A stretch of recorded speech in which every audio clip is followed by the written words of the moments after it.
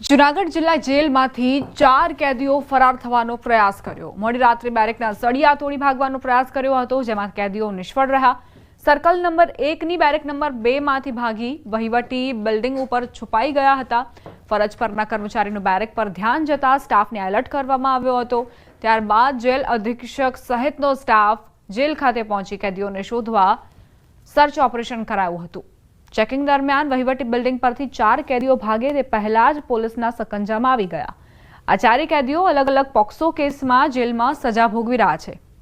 Jail स्टाफनी सतर्कताना कारणे मोटी घटना बनता अटकी गई।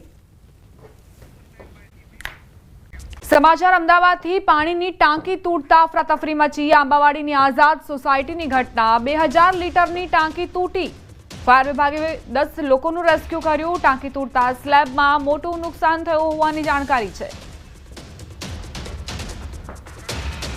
સંવાદદાતા પ્રણવ જોડાઈ ગયા છે વધુ જાણકારી સાથે। પ્રણવ, પાણીની ટાંકી તૂટતા અફરાતફરી મચી છે। ફરી એક વખત સંપર્ક સાધવાનો પ્રયત્ન કરીશું પ્રણવને।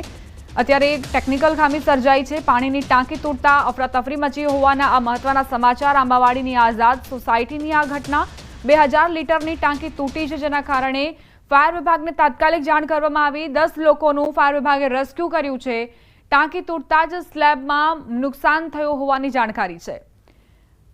તો ચોમાસાની સિઝન દરમિયાન દુર્ઘટનાઓ વધુ પ્રમાણમાં જોવા મળતી હોય છે। આ ટાંકી આખરે કયા કારણોસર તૂટી તે એક સવાલ છે।